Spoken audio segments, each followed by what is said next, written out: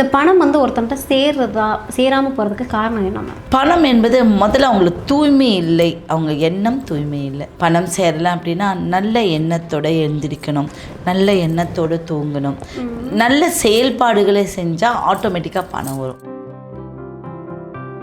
இப்போ ஒரு ஜாதகத்தில் ஒரு லக்னத்துக்கு 2ஆம் அதிபதி தான் தனக்காரகன். அந்த லாபக்காரகன் பார்த்தீங்கன்னா 11ஆம் அதிபதி. இந்த 2 கிரகங்களும் நல்ல இடத்துல, நல்ல பாவத்தில், நல்ல நட்சத்திரத்தில், அவங்க சுய நட்சத்திரத்தில் இதெல்லாம் இல்லாமல் பாபகிரகங்களோட பார்வையெல்லாம் இல்லாத ஒரு ஜாதகரை தான் கோடீஸ்வரனாக இருக்க முடியும். திருப்பதியில் என்ன அப்படின்னா, நீ ஒன்று வேண்டிட்டு போனால் அங்கே எக்ஸ்ட்ரா தான் நம்ம செஞ்சுட்டு வர மாதிரி இருக்கும், புரியுதுங்களா? ஏன்னா அங்கே வந்து பார்ட்னர்ஷிப் போட்டு செய்யக்கூடிய ஒரு யோகம் வந்து அந்த திருப்பதிக்கு இருக்குது.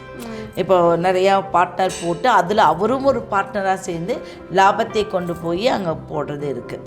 அப்போது மெயினான விஷயம், ஒவ்வொரு கோயிலுக்கு போயிட்டு வந்து விபூதி பேக்கெட் வாங்கிட்டு வருவீங்க, விபூதி பேக்கெட் வாங்கிட்டு வருவீங்க. அந்த விபூதி பேக்கெட்டை அப்படியே வச்சுருவீங்க. அது 100% நெகட்டிவ். யாராவது என்ன நீ இப்படி சொல்கிறேன்னு கேட்பீங்க, நீங்கள் வச்சு பாருங்கள், பணமே சேராது. அடுத்தது எலுமிச்சம்பழத்தை கொண்டு வந்தால் ஒன் டே அடுத்து நெக்ஸ்ட் டே ஏதாவது பண்ணிடணும். அது வாடி வதங்கி கறிக்கட்டை ஆகிற அளவுக்கு வச்சு தூக்கி வீசக்கூடாது. நீங்கள் போயிட்டு வர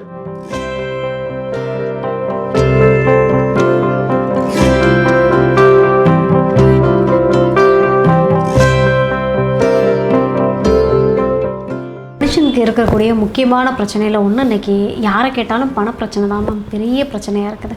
என்ன தான் நான் வந்து வேலை பார்த்துக்கிட்டே இருக்கேன், ஆனால் என்கிட்ட வந்து செல்வம் சேரவே மாட்டேங்குது. நானும் பல வேலைகள் பார்க்குறேன், ஆனாலும் என் கையில் வந்து காசு தங்க மாட்டேங்குது அப்படின்னு ஒரே புலம்பலாக தான் இருக்குது. இந்த பணம் வந்து ஒருத்தன்ட்ட சேராமல் போகிறதுக்கு காரணம் என்ன மேம்? பணம் என்பது முதல்ல அவங்களுக்கு தூய்மை இல்லை, அவங்க எண்ணம் தூய்மை இல்லை. இப்போ நம்ம என்ன சொல்லுவோம், பணம் சேரலாம் அப்படின்னா நல்ல எண்ணத்தோடு எழுந்திரிக்கணும், நல்ல எண்ணத்தோடு தூங்கணும், நல்ல செயல்பாடுகளை செஞ்சால் ஆட்டோமேட்டிக்காக பணம் வரும். விழுந்து விழுந்து கும்பிடணும்னு அவசியமே இல்லை, ஆனால் மனசார இருந்தால் போதும் அப்படின்னு சொல்லும். அப்போது செல்வம் இது வந்து ஒருத்தனை செல்வந்தனாக வாழ்கிறான், ஒருத்தன் வந்து ரொம்ப ஏழையாக வாழ்கிறான். இந்த டிஃப்ரெண்ட் என்ன? 9 கிரகங்கள் தானே, ஆனால் அந்த 9 கிரகங்களும் என்னெல்லாம் செய்யும் அப்படிங்கிறது இதை வச்சு நம்ம தெரிஞ்சுக்கலாம். அப்போது பணம் ஒருத்தருக்கு தனம் காரகன் அப்படிங்கிறது 2ஆம் அதிபதி. இப்போ ஒரு ஜாதகத்தில் ஒரு லக்னத்துக்கு 2ஆம் அதிபதி தான் தனக்காரகன். அந்த லாபக்காரகன் பார்த்திங்கன்னா 11ஆம் அதிபதி. இந்த 2 கிரகங்களும் நல்ல இடத்துல, நல்ல பாவத்தில், நல்ல நட்சத்திரத்தில், அவங்க சுய நட்சத்திரத்தில் இதெல்லாம் இல்லாமல் பாபகிரகங்களோட பார்வையெல்லாம் இல்லாத ஒரு ஜாதகரை தான் கோடீஸ்வரனாக இருக்க முடியும். அதை குரு பார்ப்பார், சனி பகவானும் பார்வை இருக்கும். குரு பார்வையும் வந்து சனி நிற்கிற இடமும் நல்லாயிருக்கும். குரு பார்வை நல்லாயிருக்கும், சனி நிற்கிற இடம் நல்லாயிருக்கும். அப்போ இந்த 2ங்கிற ஸ்தானம் எந்த மாதிரி பலம் பெற்று இருக்கோ அதுதான் ஒருவருடைய பண சேர்க்கை அப்படின்னு சொல்கிறோம். அடுத்தது இந்த வம்சாவளி ஒரு விருத்தி இருக்குது, அதன் ரீதியாகவும் ஒருத்தர் வந்து அனுபவிக்கிறது இருக்குது. இப்போ நான் சம்பாரித்து நான் சொத்து சேர்த்து அதை அனுபவிக்கிறதுக்கும் என் பாட்டன் சேர்த்துருக்கு, என்னோடய அப்பா சேர்த்துருக்காரு, என் தாத்தா பாட்டன் போட்டுலாம் சேர்த்து வச்சது நான் அனுபவிக்கிறேன். அதுக்கு அந்த பாவம் 9ஆம் அதிபதி பாவம், அது அவங்களுக்கு ரொம்ப பலமாக இருக்கும். அந்த பாவத்தை பெறக்கூடிய ஒரு ஜாதகர் ரொம்ப நல்லா எந்த வேலையும் செய்வேனா, எனக்கு வாடகை வருது, எனக்கு கம்பெனிலேருந்து இந்த மாதிரிலாம் சொல்கிறாங்க இல்லையா, அது இருக்குது. அவங்க லக்னம் நின்ற நட்சத்திரத்தில் இருந்து 6ஆவது நட்சத்திரத்தை பலப்படுத்தினால் பணம் சேரும். எல்லோரும் என்ன பண்ணுவாங்க, இப்போ நான் அஸ்வினி பரணி காத்து என்னுடைய 6ஆவது நட்சத்திரத்துலேருந்து இல்லை, லக்னம் நின்ற நட்சத்திரத்தில் இருந்து அந்த நட்சத்திரத்திலிருந்து எண்ணி ஒரு 6ஆவது நட்சத்திரத்தை பலப்படுத்தினால் அந்த கிரகத்தை வழிபட்டால் கண்டிப்பாக பணம் வரும். அவங்க என்ன ஒர்க் பண்ணாலும் பணம் வரும். ஓகேங்களா, அது வந்து ஒரு முறையான ஒரு விஷயம். Okay, super ma'am. இப்போ நிறைய பேர் என்ன பண்ணுவாங்கன்னா, திருப்பதி போயிட்டு வாங்க, இல்லைனா ஏதாவது ஒரு கோவிலை போய் தரிசனம் பண்ணுங்கள், உங்களுக்கு பணம் வரவோ நல்லா வரும் அப்படிம்பாங்க. நிறைய பேர் என்ன பண்ணுவாங்கன்னா, நான் திருப்பதியும் போயிட்டு வந்துட்டேன், ஆனால் எனக்கு வந்து பணம் வரவோ வர மாட்டேங்குது, அவங்க சொன்ன கோவிலுக்கு நான் போயிட்டு வந்துட்டேன், அப்பவும் பணம் வரவோ வர மாட்டேங்குது அப்படின்னு புலம்புறவங்களும் நிறைய பேர் இருக்காங்கல்ல. கண்டிப்பாக. இப்போ இன்றைக்கி தான் வந்து இந்த கோயிலுக்கு போ, அந்த கோயிலுக்கு போ, திருப்பதி போனால் பணம் வரும், ஒருத்தருக்கு ஒவ்வொரு ராசி நட்சத்திரத்துக்கு சேராது. அது என்ன அப்படின்னா அது அவங்களுடைய அது வந்து ஆழமாக பார்க்குறதுமா. அது வந்து டிகிரி, அது கிரக திசை, மாரக திசை, பாதக திசை அந்த மாதிரி பார்த்து. இப்போது நின்ற பெருமாள், அனந்த சயன பெருமாள், இப்படி 2 விஷயம் இருக்குது. இந்த 2 விஷயத்தில் நாங்கள் சொல்லுவோம், நீ இந்த காலகட்டத்தில் நின்ற பெருமாளை பார்க்காத, அனந்த சயனமாக இருக்கக்கூடிய போய் பெருமாளை பாரு. இந்த வேரியேஷன் அவங்க ஜாதகத்தில் நம்ம எடுக்கக்கூடிய சூட்சமங்கள். அந்த சூட்சமத்தில் தான் சொல்கிறாங்க. ஆனால் எந்த கோயிலுக்கு போனாலும் நல்ல வைப்ரேஷன் தான். ஆனால் திருப்பதியில் என்ன அப்படின்னா, நீ ஒன்று வேண்டிட்டு போனால் அங்கே எக்ஸ்ட்ரா தான் நம்ம செஞ்சுட்டு வர மாதிரி இருக்கும்.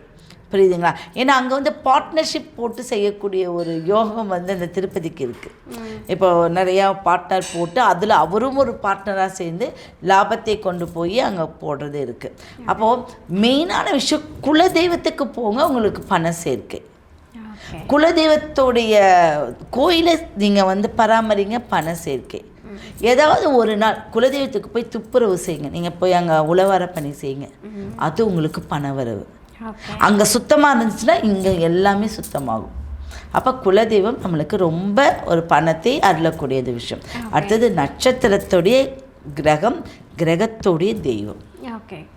இப்போ ராகு இருக்குது அப்படின்னா நீங்கள் ராகு சம்மந்தப்பட்ட கோயிலுக்கு போங்க.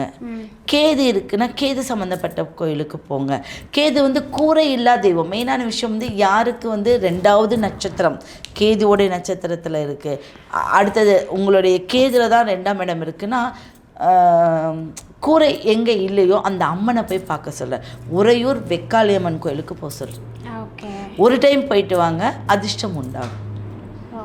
உறையூர் வெக்காளியம்மன் கோயிலுக்கு. சூப்பர். நிறைய பேர் சொல்லுவாங்க, இப்போ வீடுகளிலே வந்து உங்கள் வீட்டில் செல்லும் தங்கலைன்னா நீங்கள் வீட்டில் வந்து சில விஷயங்களை பண்ணுறீங்க. முதல்ல வீடு எப்படி இருக்குதோ அதை பொறுத்து தான் வந்து லக்ஷ்மி உங்கள் வீட்டில் தங்குவாங்கன்னு சொல்லுவாங்க. ஒரு வீடு எப்படியெல்லாம் இருக்கக்கூடாது, எப்படி இருந்தால் லக்ஷ்மி தங்குவாங்க? உண்மையான விஷயமா, சாமி ரூம் வச்சுருப்பாங்க, மேலே சாமி, கீழே வேண்டாத பொருட்கள் பார்த்துருக்கீங்க. அது ரேக்காக இருந்து க்ளோஸ் பண்ணால் போதுங்கிற ஒரே விஷயத்துக்காக நிறைய பேர் வேண்டாத ஜாமானங்கள், வேண்டாத விஷயங்கள் வைக்கிறீங்க. ஒன்று, அது தயவு செஞ்சு உங்களோட பூஜை அறையில் இருக்கக்கூடிய தெய்வீக விஷயத்தை கெடுத்துரும். நெக்ஸ்ட்டு, ஒவ்வொரு கோயிலுக்கு போயிட்டு வந்து விபூதி பேக்கெட் வாங்கிட்டு வருவீங்க. விபூதி பேக்கெட் வாங்கிட்டு வருவீங்க. அந்த விபூதி பேக்கெட்டை அப்படியே வச்சுருவீங்க. அது 100% நெகட்டிவ். யாராவது என்ன நீ இப்படி சொல்கிறேன்னு கேட்பீங்க. நீங்கள் வச்சு பாருங்கள், பணமே சேராது. அந்த விபூதியை அந்த காலத்தில் விபூதி பெட்டின்னு, திருநீர் பெட்டின்னு மரப்பாச்சி பொம்மையெல்லாம் செஞ்சு வச்சுருப்பாங்க. அடுத்தது வந்து அந்த ஒரு பெட்டி மாதிரி வச்சுருப்பாங்க. அந்த பெட்டிக்குள்ளே கொண்டு வந்து போட்டுருவாங்க. அந்த பெட்டிக்குள்ளே போடும்போது அந்த மரத்தில் கருங்காலி தான் மரப்பாச்சின்னு, அந்த இதில் பியூர் கருங்காலி. அப்போ அந்த கருங்காலியோ இல்லை எந்த கட்டையில் இருந்தாலும் சரி, இல்லை வெண்கலத்திலே நீங்கள் வச்சாலும் சரி, அதில் போய் அந்த விபூதி போடும்போது அந்த விபூதியாக இருக்கும், நெகட்டிவ் வெளியில் போயிடும். சரி, எப்படி ஏன் நெகட்டிவ்னு சொல்கிறீங்க விபூதிக்கு? கண்டிப்பாக கேட்பாங்க. பூஜை செய்கிறாங்க, அவங்க தானே இந்த விபூதியை கொடுக்குறாங்க. பூஜை அந்த விபூதி கொடுக்கும்போது அவருடைய மனநிலை, வீட்டில் ஏதாவது ஒரு பொண்ணுக்கு உடம்பு சரியில்லை, மனைவிக்கு உடம்பு சரியில்லை, இல்லை ஏதோ பிரச்சனை, அவர் மனநிலை உள்ளுக்குள்ளே ஓடிட்டு இருக்குமா இருக்காதா? கண்டிப்பாக. ஆனால் அது அவருக்கு வேலை. எது? அந்த அர்ச்சகராக இருக்கிறது அவருக்கு வேலை.